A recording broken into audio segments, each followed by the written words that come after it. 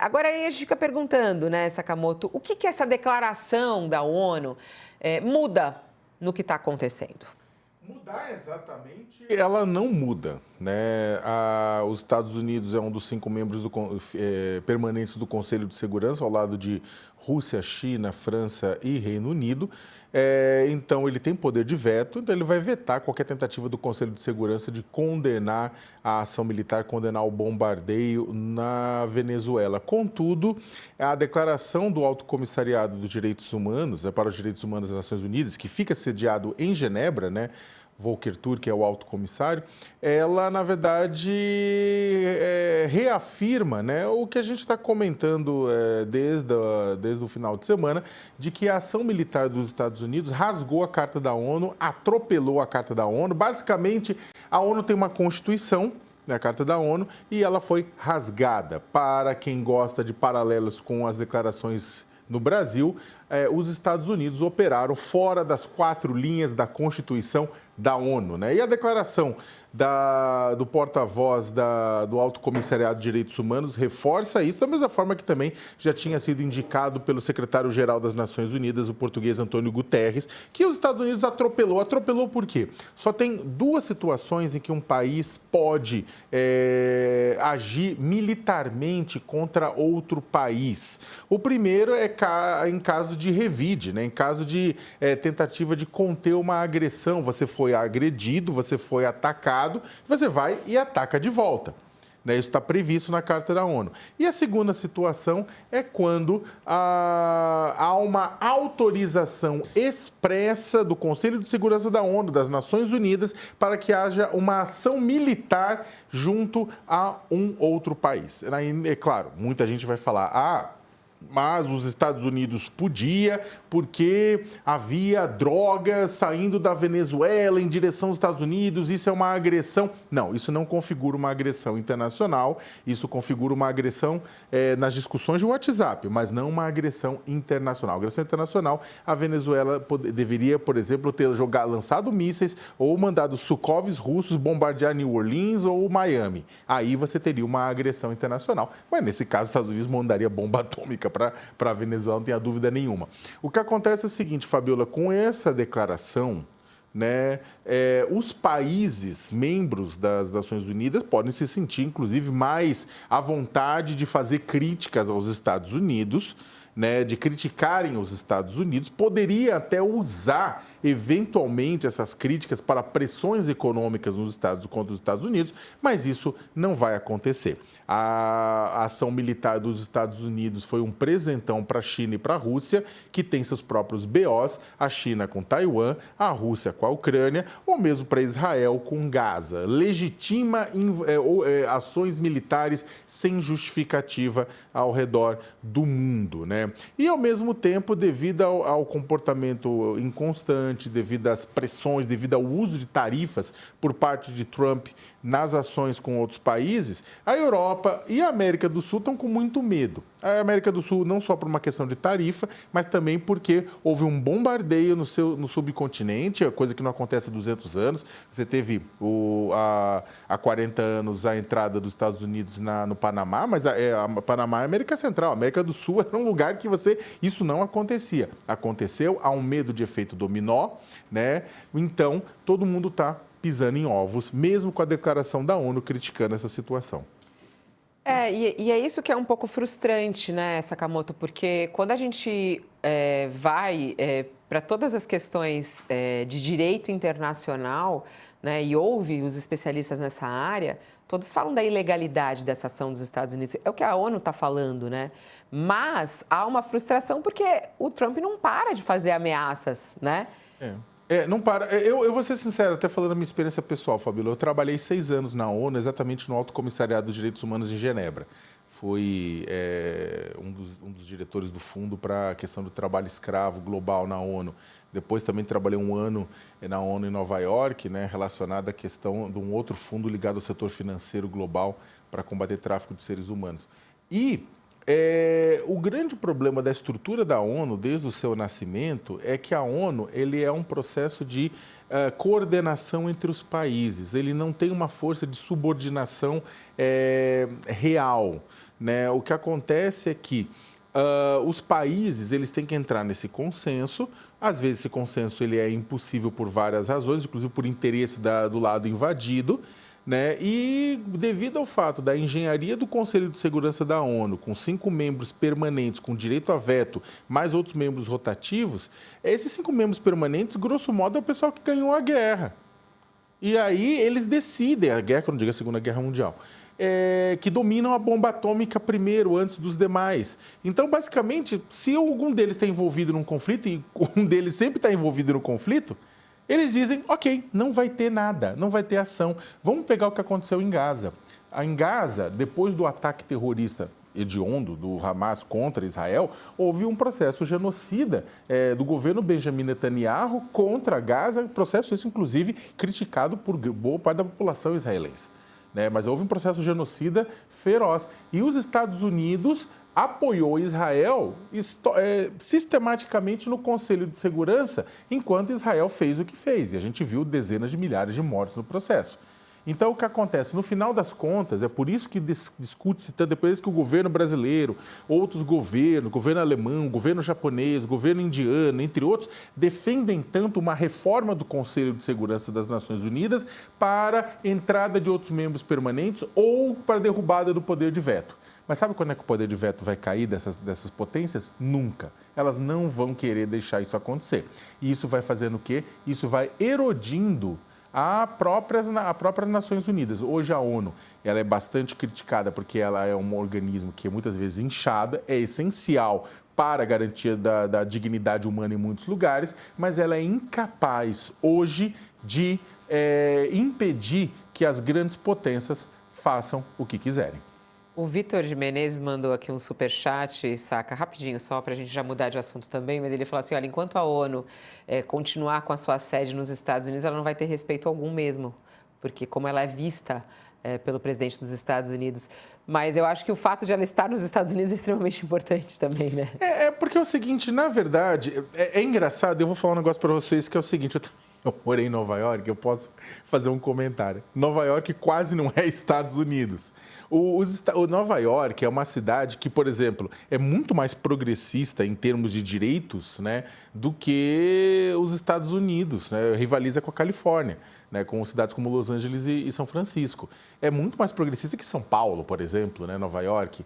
Então, em Nova York, as Nações Unidas em Nova York, eles têm um status. Os Estados Unidos, as pessoas que são convidadas para ir para lá, ditadores, presidentes, primeiros ministros, reis, rainhas, eles têm, quando tem a Assembleia Geral da ONU, tem uma quantidade de quarteirões em torno das Nações Unidas, em torno da Primeira Avenida, que você pode se deslocar livremente. Era toda aquela discussão com o Alexandre Padilha, ministro da Saúde, ele poderia ir para lá apenas, não poderia ter todo aquele debate, mas mesmo as pessoas que são persona não grata nos Estados Unidos podem ir para a ONU, é obrigado, se os Estados Unidos nega visto, gera um incidente diplomático, né? E vou ser sincero com vocês, a Liga das Nações foi em Genebra e não adiantou muito não, você teve da Primeira para a Segunda Guerra Mundial, né? Então, é menos o lugar onde está, porque tem muitas agências da ONU que estão espalhadas pelo mundo, Unicef na Europa, Alto Comissariado de Direitos Humanos, refugiados, tudo espalhado por aí.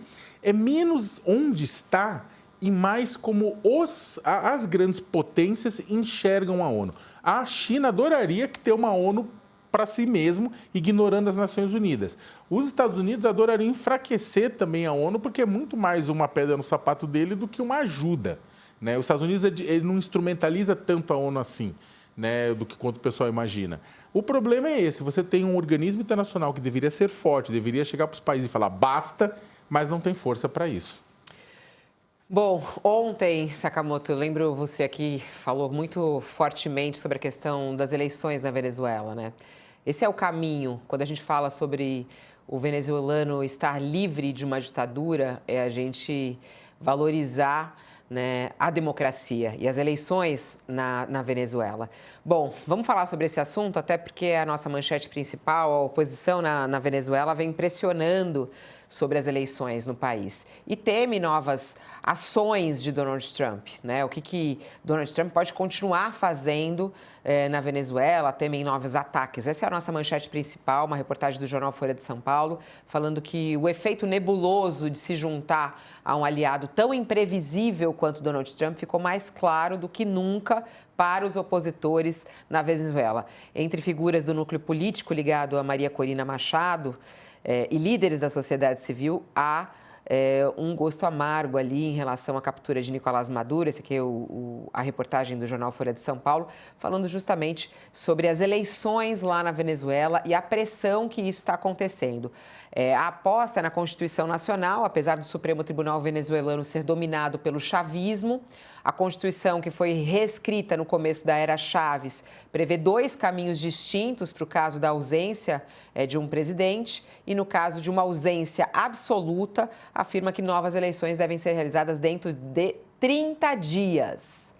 Mas vamos às declarações do presidente Donald Trump ontem. O presidente americano disse que a Venezuela não vai ter eleições nos próximos 30 dias. Eu não sei se a gente tem essa fala dele. Não temos. Ele deu essa fala, ele falou a respeito disso numa entrevista à emissora NBC News.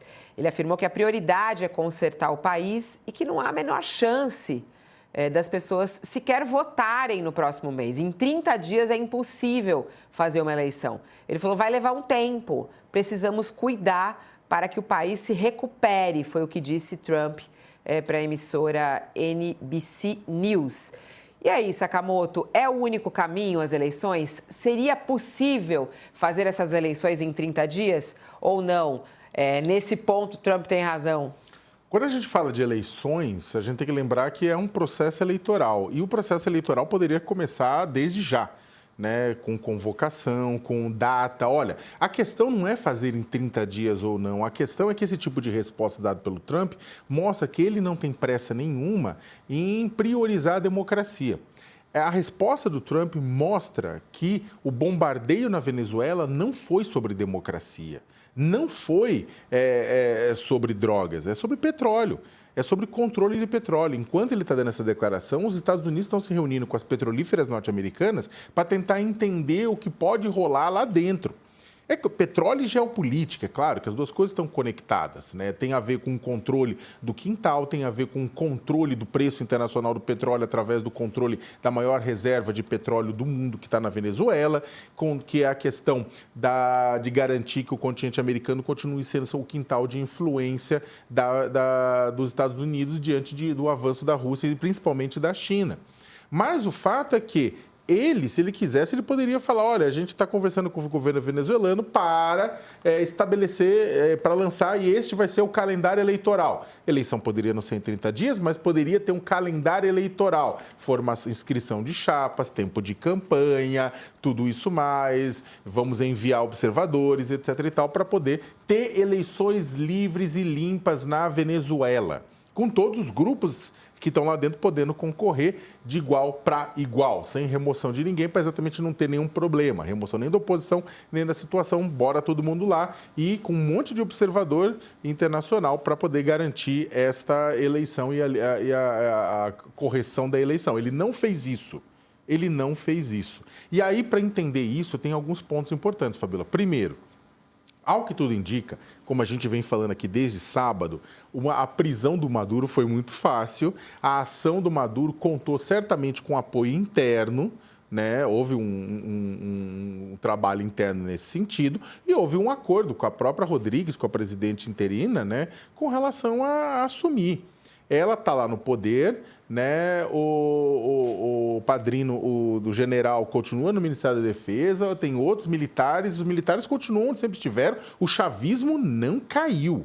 Apesar de comemorações, ejaculação precoce de muita gente, o chavismo não caiu, né? Você está lá. O que caiu foi o Maduro, o chavismo está lá.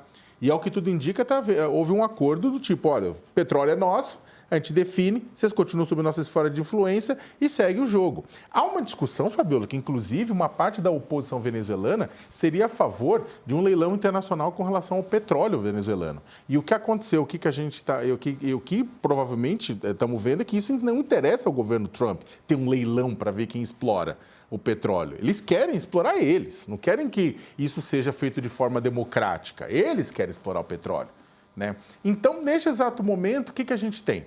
A gente tem o chavismo no poder, vai se mantendo no poder. A Constituição venezuelana fala de dois tipos de vacância: vacância absoluta e vacância temporária, definitiva e temporária. Definitiva, antes de tanto tempo de mandato cumprido, teria que se convocado novas eleições.